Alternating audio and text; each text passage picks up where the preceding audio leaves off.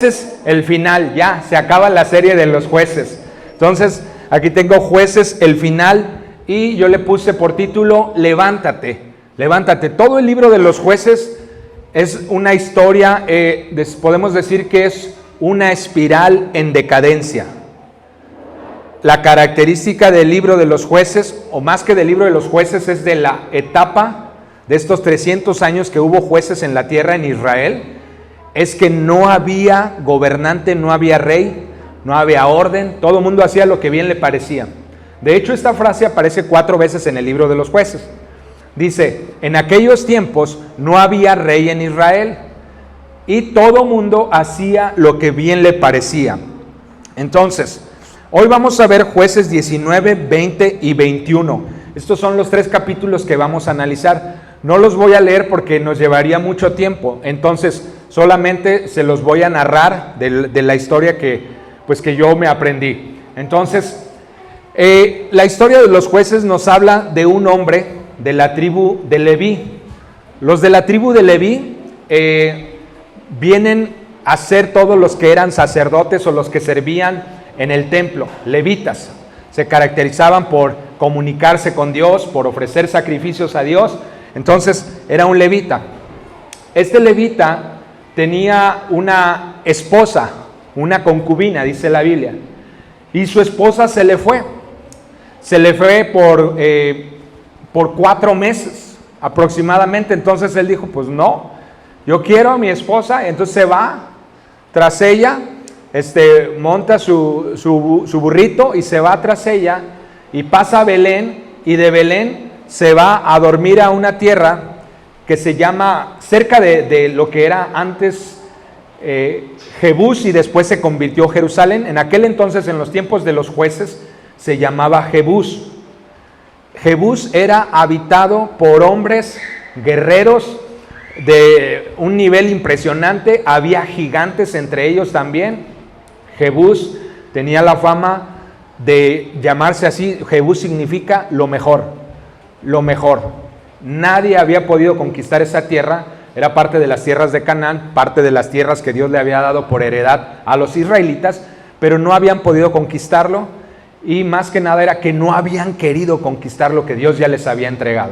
Entonces este hombre se va a unos pocos kilómetros de Jebús, o sea de Jerusalén, y ahí pasa la noche y va con su sirviente, y luego dice, ¿sabes qué? Pues vámonos de una vez a esa tierra donde está más cerca de donde está mi mujer. Y van a una tierra que se llama Gaba, y llegan a esa tierra llamado Gaba, y ahí se quedan en la plaza. No sé si era una plaza principal como las que conocemos ahora, pero así dice la Biblia, se quedan en la plaza de la ciudad de Gaba. Entonces, ellos se quedan ahí, se hace de noche, y se acostumbraba que cuando veían en la ciudad de Israel a viajeros israelitas, mismos israelitas, era como estamos hablando de un país, se acostumbraba que gente era muy hospitalaria y lo invitaban a quedarse. Entonces nadie les había ofrecido quedarse en su casa, y ahí estaban, se estaba haciendo de noche. Entonces llega un campesino y los ve ahí, al levita y a su sirviente, y les dicen, ¿qué hacen? ¿De dónde vienen? No, venimos desde Belén. Después acampamos ahí cerca de Jerusalén y ahorita estamos aquí en Gaba y nadie nos ha ofrecido quedarnos en este lugar. Y dice él, ¿saben qué? No pueden quedarse aquí. Vengan a mi casa. Vengan a mi casa. Antes de esto me faltó esta parte de la historia. Esta parte ya viene de regreso, me estaba faltando. Es Jueces 19, 20 y 21. Entonces ya venía él con su concubina, ya traía de regreso a su esposa, ya habían llegado ahí a ese pueblo que estaba cerca de Gaba, y ahí pasaron la noche. Cuando ellos salieron de la casa de su suegro, el suegro no lo quería dejar venir y lo retuvo como más de 3 o 4 días, y ya como el cuarto, quinto día él dijo, no, ya me voy, y salió de noche. Por eso se le hizo tarde y se quedó en Gaba. Ahora volvemos al punto donde estaban en Gaba. Entonces ya estaba él, su mujer y el sirviente. ¿Qué es lo que sucedió? Lo que pasa ahí es que este hombre anciano les dice, vengan, quédense en mi casa. En la noche llegan hombres perversos y esta historia empieza a ponerse muy trágica. El libro de los Jueces es caracterizado principalmente porque Israel pecaba, venían en una aflicción tremenda, como pecaban y agarraban los otros dioses de los pueblos de sus vecinos. Dios dice que los dejaba, los soltaba y los entregaba en las manos de sus vecinos, de los enemigos. Y los enemigos se la pasaban oprimiéndolos, robándoles, maltratándoles, conquistándoles, todo lo peor que se puedan imaginar. Eran oprimidos por sus vecinos. Entonces, esta es la historia de los jueces. Surgía un juez, un libertador, un caudillo, y traía paz y traía prosperidad a Israel por unos 20 años, por unos 7 años. El más que logró fue 80 años. Pero pasaba, moría este juez y volvían al caos. Volvían al caos. Entonces, ¿qué es lo que sucedió? Estaban en un tiempo de caos. Esto que les estoy contando es después de Sansón. Podemos decir que es uno de los últimos jueces. Después de Sansón, y lo que les estoy contando es el precedente de la primera guerra civil de Israel. Una guerra donde entre mismos israelitas pelean y se matan entre sí. Y todo empieza de esta tragedia que estoy contando. Llegan estos hombres perversos a la casa de este anciano y le dicen, saca al hombre. ¿Todos los niños están allá? Sí, muy bien, ok. Esta historia está muy fuerte. Dice, saca al hombre que tienes ahí en tu casa, porque queremos estar con él. ¿Saben lo que es estar con él? No, porque aquí está la niña. Entonces, estar con él, lo querían. Exactamente lo que pasó en Sodoma y Gomorra. No sé si han leído esta historia, pero Dios había determinado destruir Sodoma y Gomorra porque eran totalmente perversos. La inmoralidad sexual estaba desbordante, era impresionante. Era algo que ya no se podía soportar. De hecho, llegaron los ángeles a la casa de Lot. Esta es la historia de Sodoma y Gomorra. Nomás después estoy haciendo la comparación. Llegaron los ángeles y los hombres de Sodoma fueron a la casa de Lot, el tío de Abraham, y le dijeron, danos esos hombres porque queremos estar con ellos.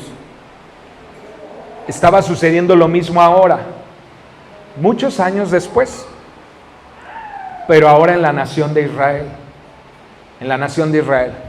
Lo que quiero poder resaltar aquí es que veamos la decadencia que trajo el no levantarse y liderar. Israel representa una familia.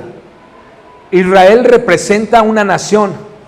Israel puede representar nuestra casa. Y digo, no va a ser así de trágico.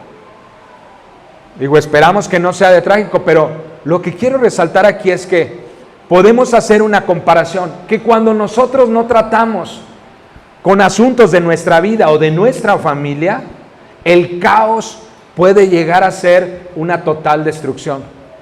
Nuestro enemigo, que es Satanás, siempre está buscando la manera, Jesús mismo lo dijo, de robar, matar y destruir. Eso está en el libro de Juan, en el Nuevo Testamento. Dice, yo he venido para que tengan vida y vida en abundancia, dijo Jesús. Dice, y el enemigo solamente ha venido a robar, matar y destruir. Entonces, cuando nosotros no nos levantamos a liderar, es decir, hacer algo por nuestra propia familia, por nuestra gente, cuando nosotros dejamos que el caos siga y hay asuntos pendientes que arreglar y no los arreglamos, pueden llegar tragedias o pueden llegar situaciones tan difíciles que después tenemos que tomar decisiones muy radicales y que van a hacer daño a alguien. Esto es lo que quiero tomar de enseñanza de este libro de los jueces. Los israelitas no tomaron decisiones que eran muy importantes. Tomaron los dioses de sus vecinos, adoraron esos dioses. En sus casas tenían llenos de altares a todos los dioses de sus pueblos vecinos. No solamente eso, los sacrificios eran tristemente sacrificios humanos, desde bebitos hasta gente adulta. La maldad estaba plagada por todas partes e Israel se hizo igual a ellos. La maldad estaba tan fea. Esto sucedió en la zona donde estaba sentada la tribu de Benjamín. La tribu de Benjamín había tomado estas tierras, era su posesión, su heredad, y ellos vivían ahí. Entonces, ¿qué es lo que sucede? Van y le dicen, danos ese hombre, porque queremos estar con él. Y él dijo, el anciano dijo, de ninguna manera, hermanos míos, ¿cómo ustedes van a hacer semejante vileza? Por favor, no lo hagan, no lo hagan. Dice que estos hombres estaban tan mal y tan pervertidos que dijeron, no nos importa, vamos a entrar como sea. Y él dijo, por favor, está mi hija y está la esposa de este hombre, tómenlas, pero por favor no hagan tal cosa. Y ellos dijeron no. Entonces dicen que ellos las tomaron, el anciano y el levita, y las sacaron. Los hombres las agarraron y hicieron pues lo que ya nos imaginamos, una vileza horrible hasta el amanecer. Las mujeres, y se habla principalmente de la esposa del levita, quedó muerta. El levita en la mañana se levantó, tomó a su mujer y se la llevó. Viajó a Israel con ella ya muerta. La historia está muy fuerte. Ustedes pueden leerla ahí en el capítulo 20 y 21. Dice él que tomó a su propia esposa y literalmente, más que no quiero decir mejor ahí, dice, la partió y llevó trozos a las 12 tribus de Israel. En Benjamín no sé si Benjamín también, pero dice que las presentó. Los hombres que vieron todo esto en Israel dijeron, jamás hemos visto semejante cosa en Israel desde que salimos de Egipto. Nunca ha sucedido tal barbaridad. ¿Hasta dónde hemos llegado? Y se enfureció tanto la gente de Israel, tanto que tomaron una decisión y dijeron, vamos por esos hombres a hacer lo que corresponde. Vamos a matarlos. Fueron a la ciudad de Gaba, de la tribu de Benjamín, y se presentaron con los benjaminitas y le dijeron, entréguenos esos hombres. Y ellos dijeron, no se los vamos a entregar.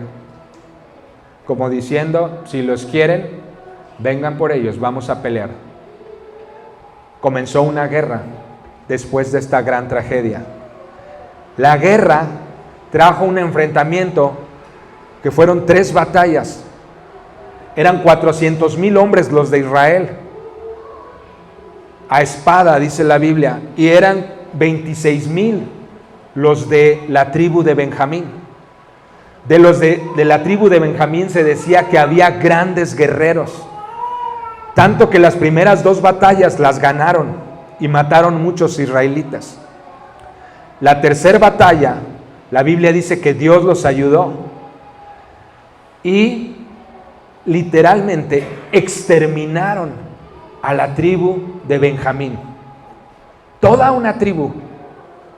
Cuando hicieron esto, como que reaccionaron. Dice que se dieron cuenta de lo que habían hecho y empezaron a llorar. Y dijeron, oh Dios, ¿qué hemos hecho? Hemos exterminado a una de nuestras propias tribus, a nuestros propios hermanos.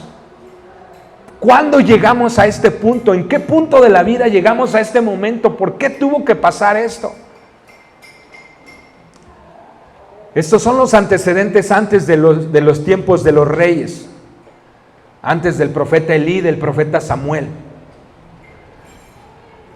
Pero lo que quiero que podamos nosotros aprender de esto es que es importante que nosotros tratemos con los asuntos de nuestra vida o de nuestra familia. Yo no digo de otras familias, de situaciones de la vida diaria, no. Hablo de donde nosotros tenemos autoridad, donde a nosotros nos corresponde. ¿Y dónde es? En nuestra propia vida. Y en el caso de nosotros como padres, con nuestros propios hijos. Porque hay veces que vemos asuntos que pasan y avanzan y no hacemos nada. Y cuando vemos que ya tenemos que hacer algo, porque ya no queda otra opción, ya tenemos que hacer algo muy drástico, porque se nos salió de las manos. Y cuando lo hacemos, decimos, ¿en qué momento se me salió este asunto de las manos? ¿En qué momento yo llegué a este punto? No debía de hacerlo. Y puede ser cualquier área de nuestras vidas. Específicamente hoy vamos a hablar sobre pecado. Pecado. Y quiero hablar sobre pecado porque en estos tiempos no se habla tanto sobre pecado. Se llega a hablar en la iglesia, pero en las familias no se habla porque es un tema duro. Nosotros decimos la palabra pecado y pues como que nos espantamos, como que nos sentimos avergonzados, como que es que yo también he pecado. Y sí, la Biblia dice que todos hemos pecado, pero es importante hablar sobre el pecado. Este tema de hecho es un tema que usualmente no damos en vida, pero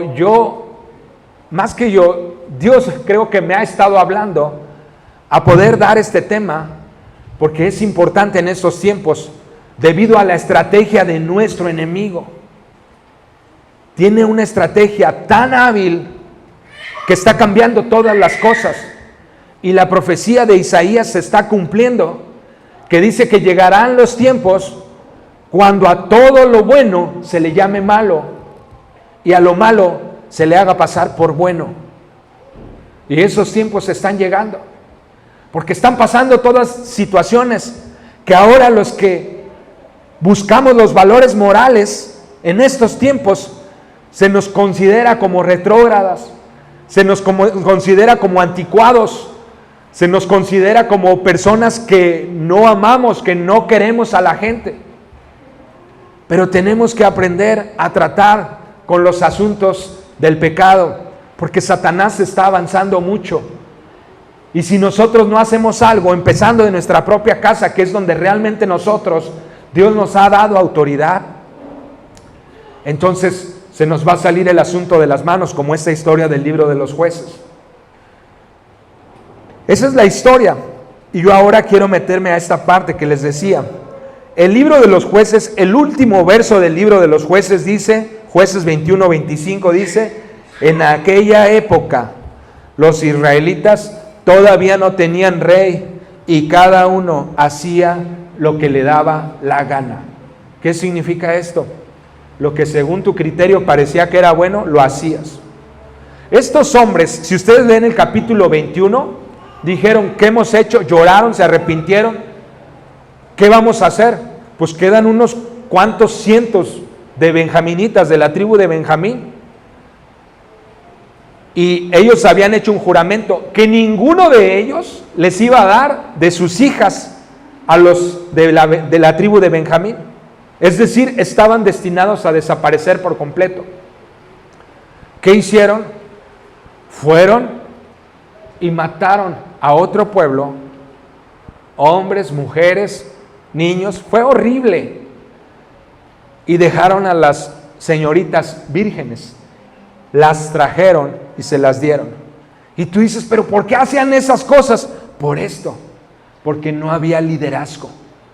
No había quien se levantara en medio de ellos a hacer lo bueno, a hacer lo correcto. Y hoy el mensaje de hoy es un llamado a nosotros, como padres, como líderes de familia, a levantarnos, dar ejemplo en nuestra propia casa, liderar con el ejemplo y tratar los asuntos con nuestros hijos, en nuestro matrimonio, con nuestros hermanos, al propio nivel, al nivel que está. Si son los niños pequeños, enseñarles lo que significa el pecado, al nivel de ellos. No tenemos que enseñarlo a como un adulto lo percibe y lo ve, pero sí que ellos vayan aprendiendo de acuerdo a su capacidad que Dios les ha dado de entender, a su madurez, ¿verdad? Que es un niño, pero enseñarle desde chiquito que mentir es pecado,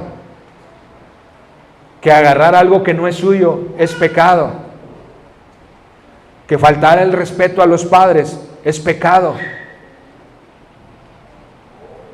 Si no enseñamos eso, lo vamos a ir cosechando poco a poco. Y después, cuando queramos corregirlo, va a ser muy difícil. Pero si enseñamos desde una etapa temprana de la vida, esto nos va a traer una bendición. Porque este verso nos dice todo, la razón por la cual Israel estaba como estaba. Muy bien, todos somos pecadores. Vamos empezando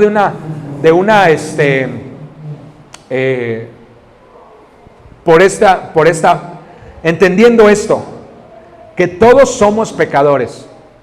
Para que no digan, para que no nos asustemos cuando digamos pecado. O sea, yo he pecado, tú has pecado, nosotros hemos pecado, todos somos pecadores. Podemos conjugarlo en todas las personas, ¿verdad?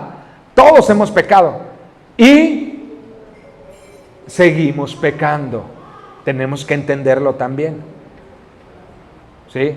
De vez en cuando ofendemos, de vez en cuando se nos sale tal vez una pequeña mentira. De vez en cuando vemos algo que no debemos de ver. De vez en cuando decimos algo a espaldas de alguien que no debíamos decir. Seguimos pecando. Pero la idea, vamos a distinguir. Hay 3 distintos grupos. Número 1, los que no conocen a Dios, que no ha llegado todavía la luz de Dios a sus vidas y que están perdidos. Lo que equivale a la parábola del hijo pródigo que Jesús nos contó, los que están perdidos. Existen otros que hemos sido salvados, redimidos por la sangre de Jesús, perdonados, y que Jesús dijo, ya no es necesario lavarse completo, han sido limpios, pero sí, en el andar diario tengo que limpiarle sus pies.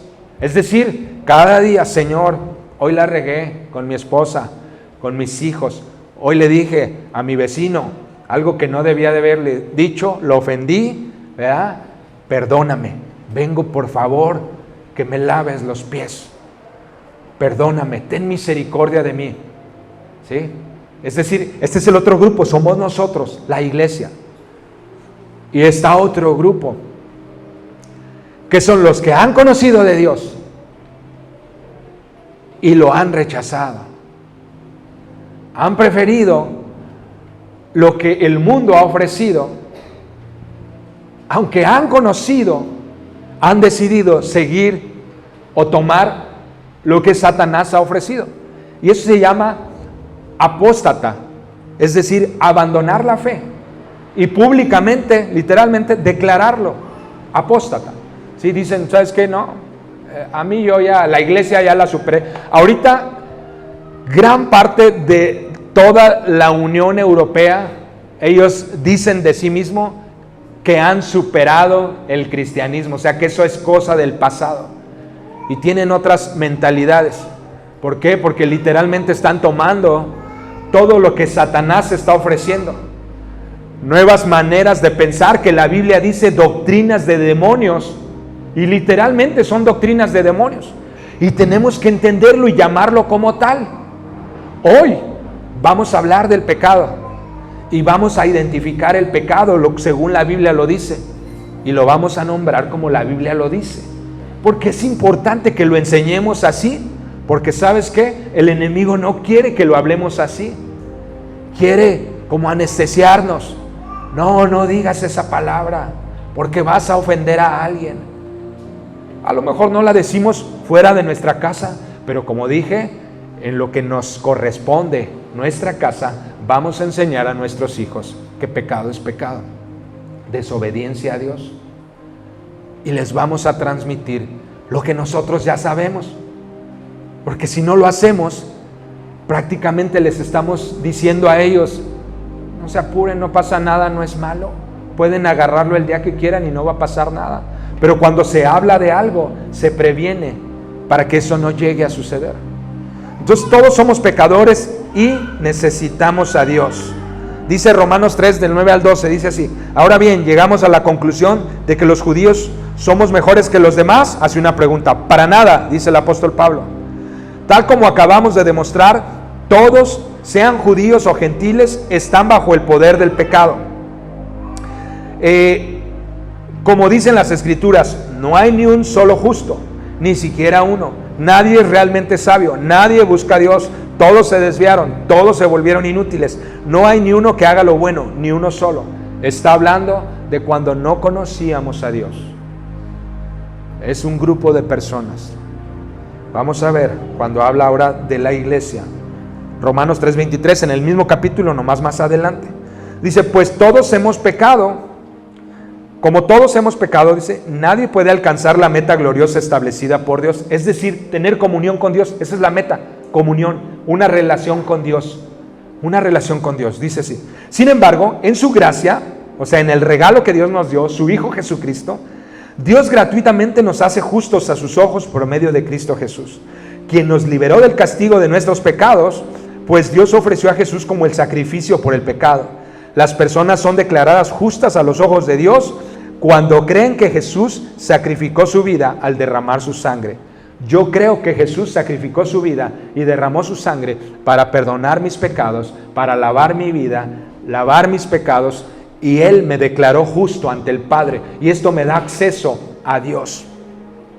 Sigo siendo una persona completamente humano, imperfecto como somos todos los humanos, ¿sí? Pero tenemos la opción de ser fortalecidos a través de la comunión con Dios, de buscar la presencia de Dios.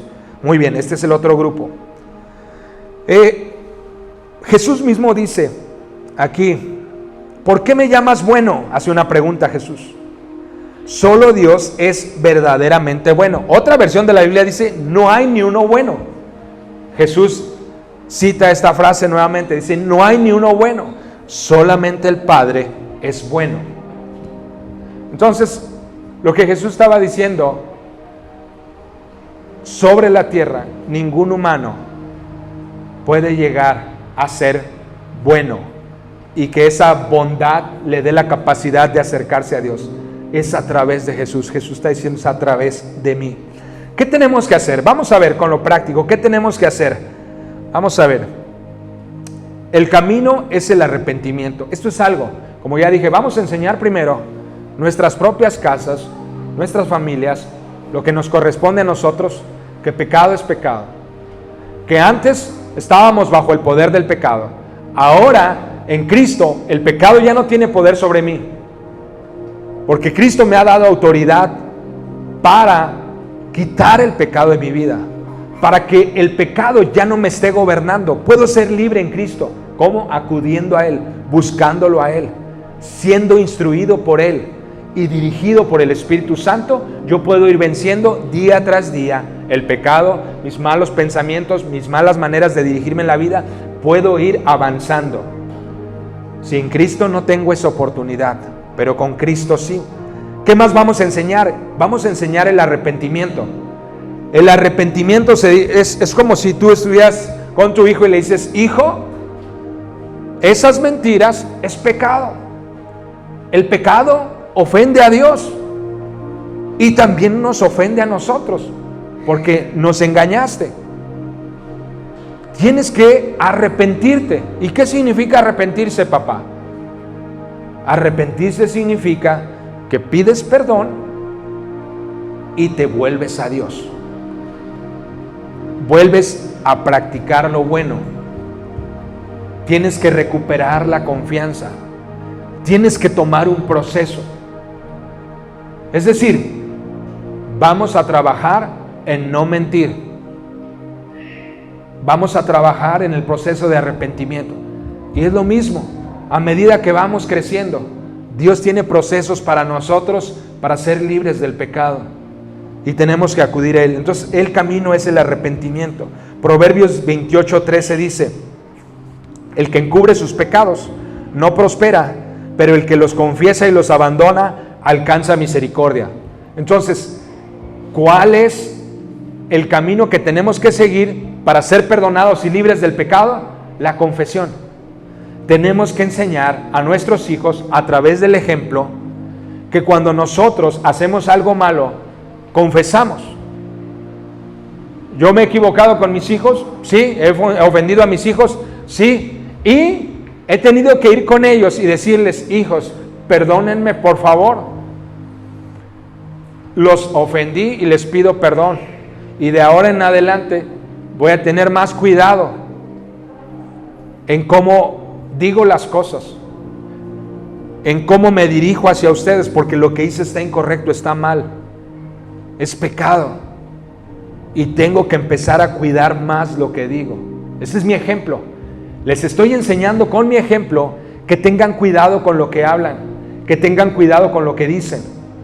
Yo les he contado acerca de mi pasado también, y no solamente del pasado, sino de luchas presentes, de cómo tengo que guardarme para no caer en pecado.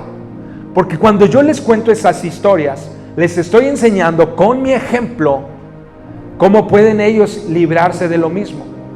Si yo me callo, si yo no enseño, si yo no me acerco a Dios para que Él me dé la fuerza para enseñar esto a mis hijos, o tratar asuntos con mi esposa que a veces son vergonzosos, entonces estoy permitiendo que entre el pecado y no hagamos nada.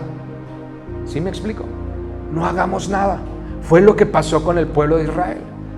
Llegaron a cierto punto que dijeron: ¿en qué momento? Pues ¿en qué momento? Día tras día, porque pasaban cosas y no hacían nada. Los israelitas no hacían nada. Entonces, el que encubre sus pecados no prospera, no avanza en la vida, se estanca y luego se va para abajo, se hunde. Pero el que los confiesa y abandona, o sea, confesar y abandonar. Abandonar es un proceso, no nomás es soltar. Confesar: esto es lo que hice, y ya la persona que te está ayudando, o a la persona que le confesaste, o si solo era un asunto entre tú y Dios, tienes que tomar un proceso. Bueno, ¿y qué vas a hacer para no volver a caer en eso? ¿Cuál es el proceso que vas a tomar? ¿Te vas a capacitar? ¿Te vas a preparar? ¿Verdad? Porque los papás podemos prepararnos con libros, con estudios sobre cómo ser padres, sobre la crianza, y ya tenemos material para padres de hijos pequeños y para padres de hijos adolescentes, y lo vamos a dar, así que no se lo vayan a perder, por favor. Y tenemos más cosas, y ahorita estamos dando para matrimonios, curso para matrimonios, y está increíble porque estamos aprendiendo, estamos previniendo cómo no pecar contra nuestra propia pareja, nuestra propia esposa, esposo, ¿sí? Estamos previniendo. Eso es parte del proceso que yo tengo que hacer para no pecar. Entonces, el que los confiesa y los abandona, ¿qué alcanza? Misericordia, alcanza perdón, prospera, en pocas palabras, prospera, avanza, ¿ok? Muy bien. Luego Mateos 4:17 dice: desde entonces Jesús comenzó a predicar y a decir: arrepiéntanse, porque el reino de los cielos se ha acercado. ¿Sí? Yo sé que ahorita es muy famosa la frase en las iglesias: ven como eres. No sé si la han visto. Es muy famosa la frase. Está bien, pero es una parte. Porque efectivamente Dios nos ha amado así, tal y como somos. Es una verdad, pero le falta. Cuando capturaron a Juan el Bautista, al primo de Jesús, Jesús ya sabía lo que iba a pasar con Juan. Jesús conocía el propósito de Juan. que iba a llegar hasta esa edad nada más. Él le dolió mucho que agarraran a su propio primo. El espíritu, la Biblia dice que el espíritu que posó en Elías, el poder que posó en Elías, fue el mismo poder que posó sobre Juan el Bautista. Y se le reconocía como el Elías en ese tiempo. Y la Biblia habla sobre Juan el Bautista, voz del que clama en el desierto, preparad el camino del Señor. Literalmente Juan el Bautista, la predicación de Juan el Bautista fue el arrepentimiento. Sí les dijo, ven como eres, claro que sí, pero inmediatamente la frase seguía, y arrepiéntete. Y arrepiéntete. Hay veces en las iglesias o en nosotros, en nuestras familias, nos da miedo hablarle a alguien, comunicarle a alguien esta verdad completa. Pero tampoco, yo sé que el Espíritu Santo nos va a dar sabiduría. Y no se lo vamos a decir, ay, deja esas prácticas que traes, porque no. Hey, hay una nueva vida para ti. Hay una nueva vida. Dios quiere darte algo nuevo. Dios quiere literalmente que puedas vencer con esas luchas que tienes. Ven aquí, acércate a Dios. Porque cuando no tratamos el asunto del pecado, y sí, yo digo con sabiduría, y cuando digo sabiduría es que el Espíritu Santo nos dirija para nosotros no lastimar a las personas o no estar poniendo obstáculos para que se acerquen a Dios. ¿Sí? Tenemos que, cuando no tratamos el asunto del pecado, estamos permitiendo que el pecado entre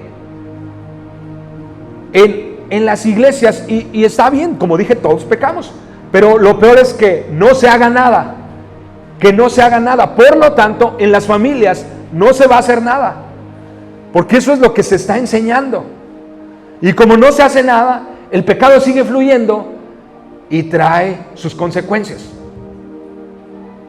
Entonces la frase ven como eres está bien, pero también tenemos que añadir, y Dios tiene algo nuevo para ti.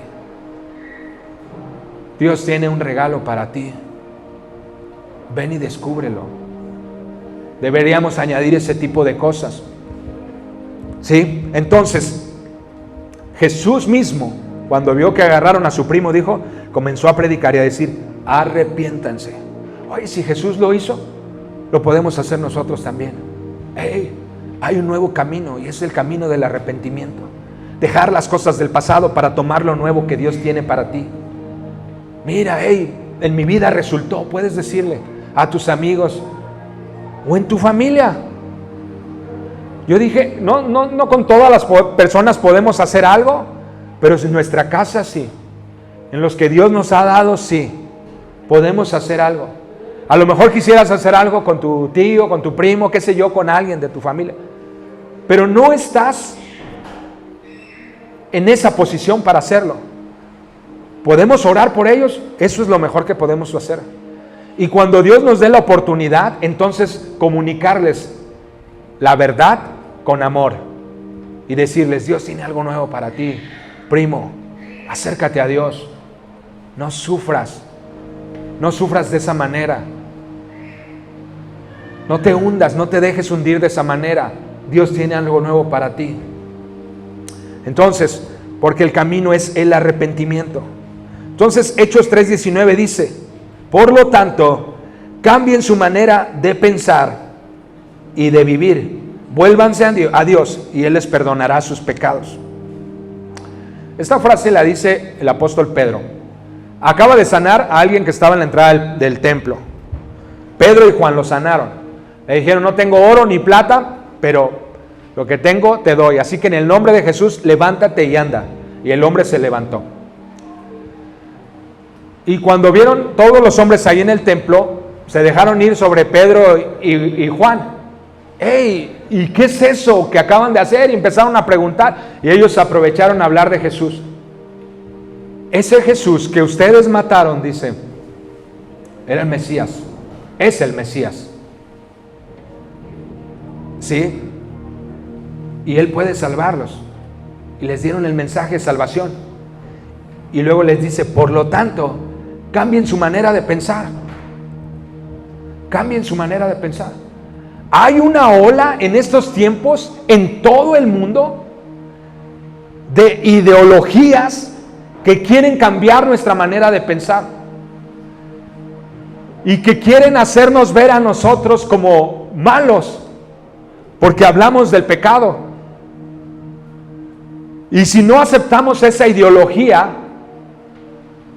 entonces somos señalados y somos retrógradas y somos gente que está en contra de todo y que, sí, pero tenemos nosotros que confiar en Dios y tomar lo que Dios nos dice. Aquí dice el apóstol Pedro, cambien su manera de pensar, es decir, dejen el pecado, es lo que está diciendo, y cambien su manera de vivir, dejen esa vida de pecado y vuélvanse a Dios, es lo que está diciendo. ¿Y Él qué? ¿Qué dice? Les perdonará sus pecados. Habló de mentalidad, habló de cultura, de estilo de vida, habló de acercarse a Dios y habló de pecado. Sin problemas. Los persiguieron, sí. Los encarcelaron también. Los golpearon también. Pero ¿sabes qué? Al final salieron victoriosos siempre. Murieron, sí. Murieron como mártires, sí. Pero gracias a ellos tenemos el Evangelio el día de hoy. Y gracias a nosotros, nuestros hijos tienen que tener futuro y esperanza. Entonces tenemos que ponernos las pilas y no podemos aceptar la ola que viene a nivel mundial sobre nosotros de no hablar sobre el pecado, de no tratar estos asuntos de pecado en la familia. Es muy importante que enseñar a nuestros hijos qué es lo bueno y qué es lo malo. Muy bien, entonces seguimos. ¿Cuál es nuestra condición? ¿Cuál es nuestra condición? Juan 13 del 10 al 11 dice, Jesús está hablando aquí, el que ya se bañó no necesita lavarse más que los pies. Jesús está diciendo eso el momento que le lava los pies. Y que Pedro le dice, no, Señor, ¿cómo me vas a lavar tú los pies, verdad?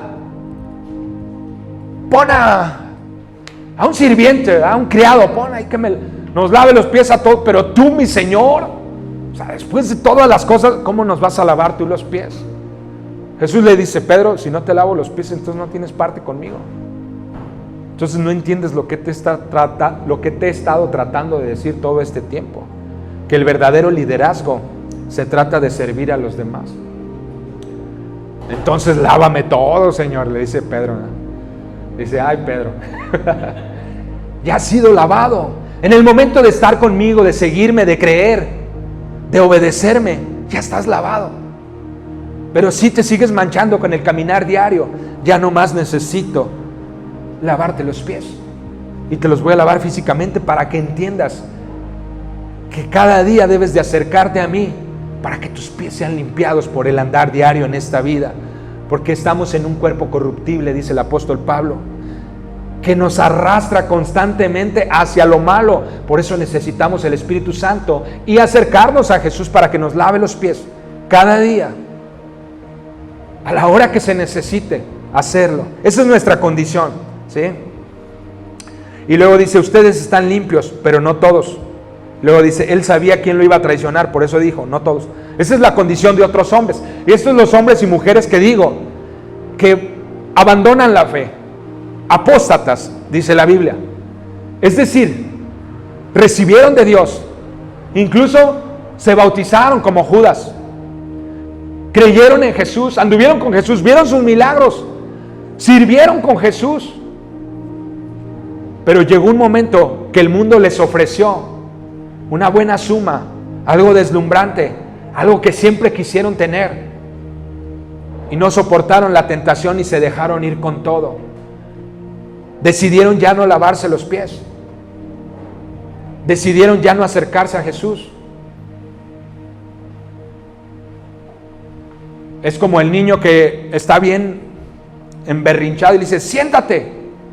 Se sienta bien enojado, dice, pero por dentro estoy parado, dice el niño, ¿verdad? Me podrás sentar, pero por dentro estoy parado. Yo creo que Judas así, me podrás lavar los pies, Jesús, pero ya te vendí. Y la lana es lo que más quiero. Hay gente así, y va a haber gente así en las iglesias, y más en estos tiempos, que abandonarán la fe por lo que Satanás ofrece afuera. Aquí vemos dos grupos, dos condiciones distintas. Entonces ya dijimos, los que están sin Cristo, los que estamos en Cristo, y algunos que irán aumentando en número, que abandonarán a Cristo. Entonces son tres grupos.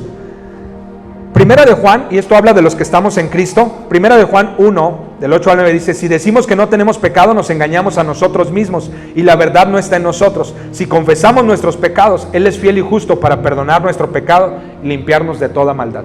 Está en la confesión, en el arrepentimiento, en el abandonar el pecado, y Él nos perdona y nos limpia.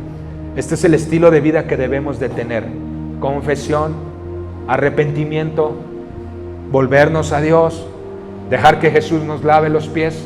Es necesario todos los días esto, es necesario. Esta es nuestra condición como iglesia. Necesitamos la sabiduría de Dios para tratar con nuestro pecado o el de nuestra familia. Necesitamos la sabiduría de Dios. Oseas 4:6 es un verso famoso de la Biblia y dice esto: mi pueblo está destruido porque no conoce a Dios. Otra versión de la Biblia dice: mi pueblo pereció por falta de conocimiento. Dice: ya que no quisiste conocer a Dios, yo tampoco te aceptaré como mi sacerdote. Como has olvidado la ley de tu Dios, yo también me olvidaré de tus hijos. Está hablando a los líderes del hogar, a cualquier persona que tenga influencia sobre otra persona. No se está hablando a todos en pocas palabras. Está diciendo: hey, toma tu lugar. Toma tu lugar. Hay instrucciones en la Biblia para abandonar las cosas que te están atormentando. Tómalas, búscame. Arrepentimiento, dejar, volver a Dios, lavarse los pies. Hay instrucciones para volverse a Dios. Oseas dice aquí: mi pueblo está destruido porque no conoce a Dios, por falta de conocimiento, porque faltaron líderes que quisieran levantarse y transmitir los valores de Dios. En estos tiempos se está perdiendo la moral, y el reto es que nosotros como familias no dejamos que eso se pierda. No vamos a dejarlo, vamos a tratarlo. ¿Qué más tengo que hacer? ¿Qué más tengo que hacer? Tengo que ser luz y sal en mi casa. Tengo que tratar con el pecado confrontándolo. ¿Sí? Mateo 5, del 13 al 15 dice: ustedes son la sal del mundo, y si la sal pierde su sabor, ¿para qué va a servir? Solo para que la boten y la pisoteen por ser inservible. Ustedes son la luz del mundo. Una ciudad sobre un monte no se puede esconder. Nadie enciende una lámpara para esconderla bajo un cajón, sino que la pone en lo alto para que alumbre a todos los que están ¿en dónde? ¿En dónde? En la casa. Entonces, ¿dónde vas a alumbrar? En tu casa. ¿Dónde vas a hacer la diferencia? En tu casa. ¿Cómo? A través de tu ejemplo. Enseñándoles con tu ejemplo cómo se trata con el pecado, cómo se abandona, cómo se busca a Dios, cómo se permite que Dios, a través de la oración y de buscar su palabra, se permite que te lave los pies. Cómo se tienen que confrontar situaciones de la vida. Hijo, estabas viendo lo que no tenías que ver. Y para que quede más claro, estabas viendo pornografía. Hijo, poder decir: ¿sabes qué, hijo? Yo lo hice alguna vez, pero me arrepentí y Dios me sacó de ahí. Entonces, hay esperanza para ti también. No tienes que estar atado a eso. Eso es con el ejemplo. Tomas tu lugar, eres una luz, y vas a alumbrar tu propia casa, y vas a llamar al pecado por su nombre, por lo que es. Y vamos a ver ahorita más. Dice: tengo que levantarme y tomar el liderazgo para hacer la diferencia en mi vida primero, y después ayudar a los de mi casa. Tratamos el asunto con amor y verdad, como Jesús lo hizo. No vamos a tratar el asunto como que a cortar cabeza, no. Misericordia y amor. Misericordia y amor. Jesús siempre lo hizo así. Tenemos aquí la historia en Mateo 5. Es en Juan 8, es el que sigue. Juan 8. Es la historia de la mujer que iban a apedrear porque fue sorprendida en el acto del adulterio. Entonces dice: él se enderezó y le preguntó: mujer, ¿dónde están? Nadie te ha condenado. ella dijo: nadie, Señor, yo tampoco te condeno. Vete y no vuelvas a pecar. Encontró misericordia en Jesús, pero también encontró verdad. Dice: ya párale al pecado, porque esta vez la libraste, la próxima quién sabe. María Magdalena, Jesús le expulsó 7 demonios. Ella tenía muy mala reputación, pero cuando conoció a Jesús, siguió a Jesús. Jesús le comunicó la verdad, pero primero le mostró su amor y misericordia. Es la manera como confrontamos el pecado. Nombramos al pecado como es, pero no juzgamos, no maltratamos, no menospreciamos, no hacemos menos, porque todos hemos estado en esa condición antes. Mostramos ese amor y misericordia, pero también después mostramos la verdad. Vamos a ver otra cita de Jesús. La historia dice que Jesús iba de camino al templo y ahí había un pozo. Se me olvida cómo le llaman. Era como como un pozo, un estanque. La Biblia decía que un ángel bajaba de vez en cuando y movía las aguas del estanque. Y los hombres enfermos estaban todos allá alrededor, que necesitaban un milagro. Personas que no podían caminar, no podían moverse, tal vez ciegos, cualquier enfermedad. Decían que cuando se removía el agua del estanque, bajaban y eran sanados de inmediato. Este hombre que no podía caminar tenía muchos años ahí, muchos años ya. Y Jesús se lo encuentra y le dice: hey, ¿qué tienes? Pues es que nunca tengo oportunidad, siempre me quedo al último. ¿Quieres ser sano? Sí, quiero ser sano. Entonces levántate, toma tu lecho y anda. Al instante se levantó. Lo vieron los religiosos de ese tiempo. ¡Hey! ¿Por qué anda cargando su lecho en sábado? Bien ridículo, pero nos suena ridículo, pero así es la religión de ridícula. O sea, y hablo de la religión en general, o sea, no estoy hablando de algo en específico. Cuando juzgamos primero y no soltamos la misericordia primero, nos volvemos religiosos. El religioso juzga. El que tiene una relación con Dios ama.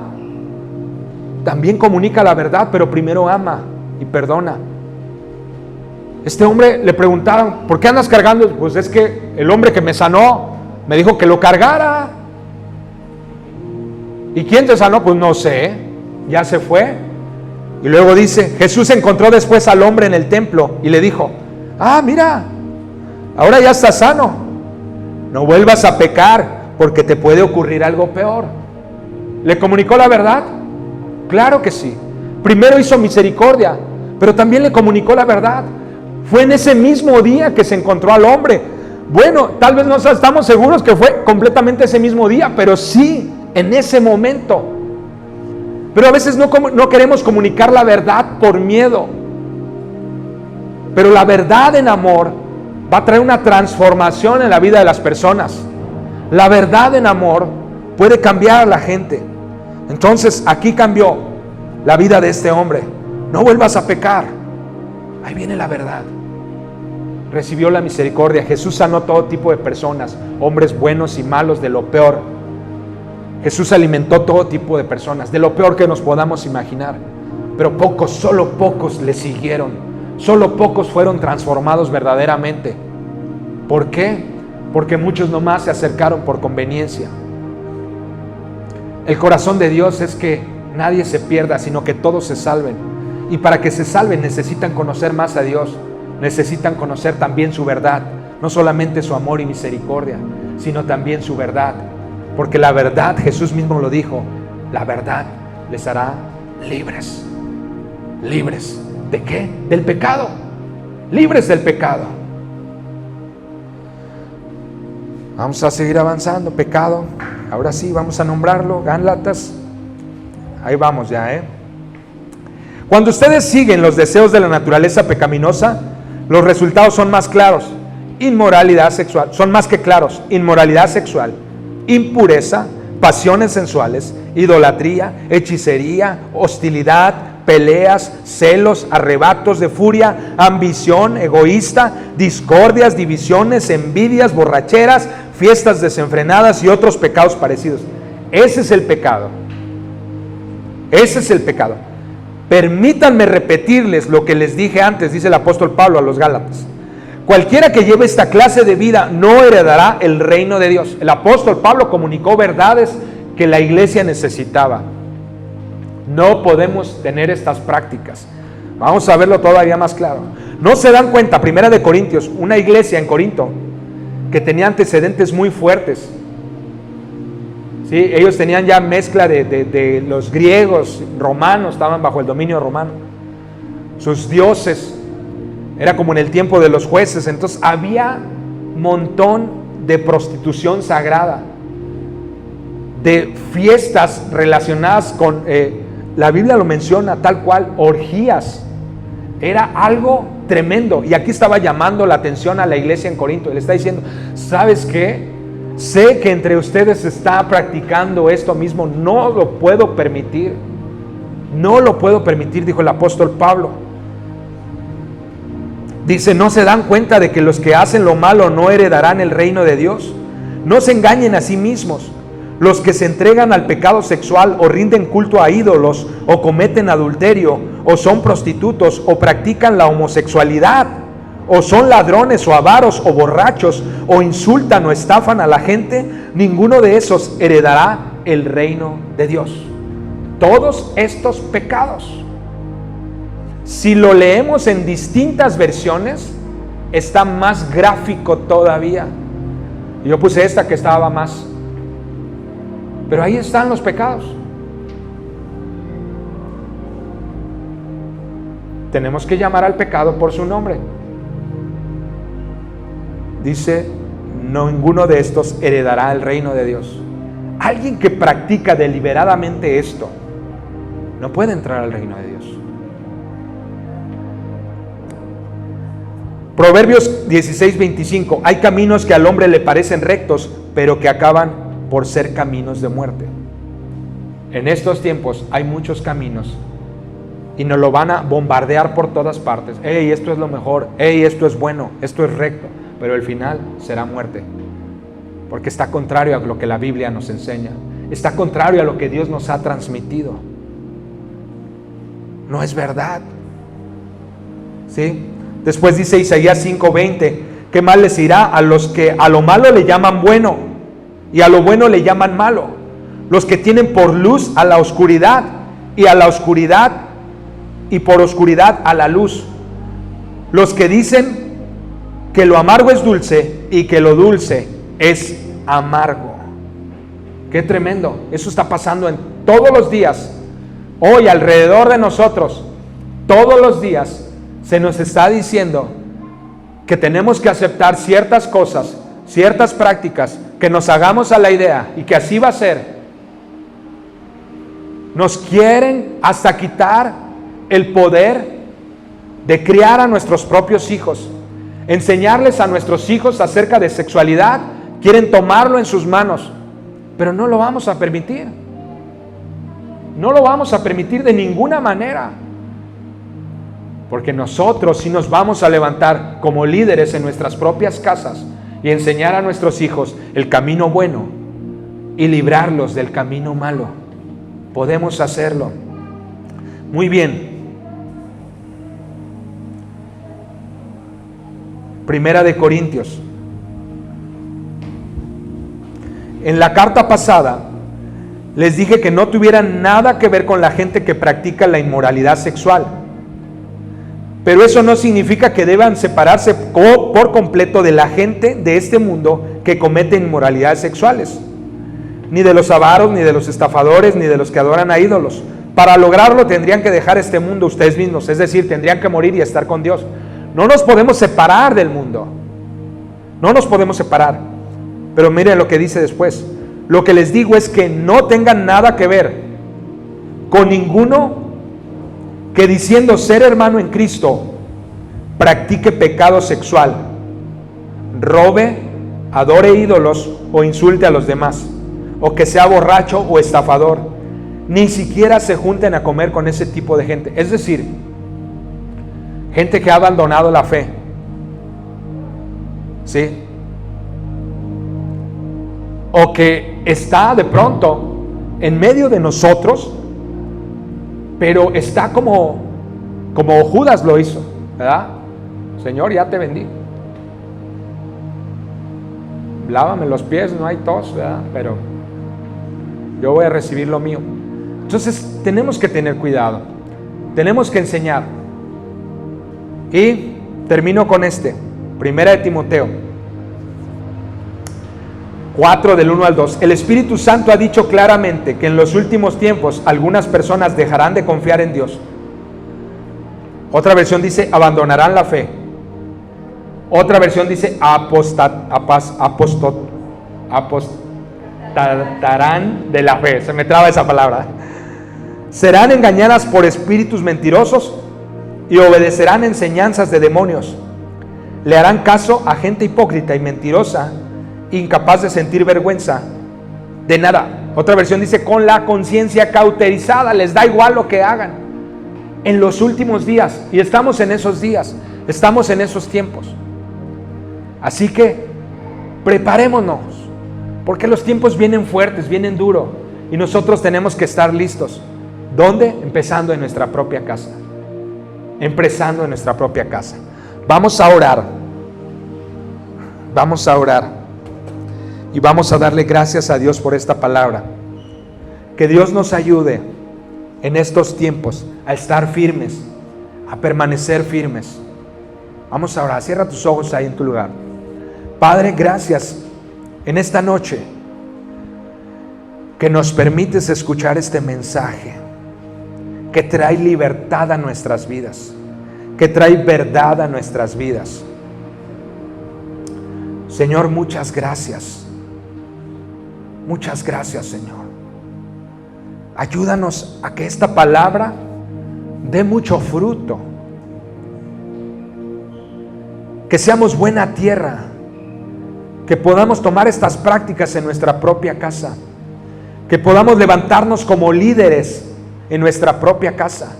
Y no permitir que entren otras maneras de pensar.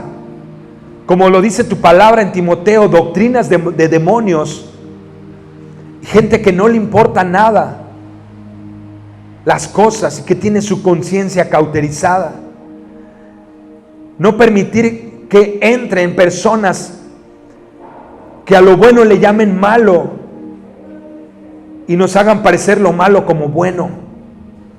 Señor, que estemos alertas, que estemos orando, pero sobre todo que estemos buscando tu presencia, porque esto nos va a llenar de fuerza y de valor. Señor, muchísimas gracias. A ti sea toda la gloria, la honra y el honor. En el nombre de Jesús. Gracias, Señor. Amén y amén.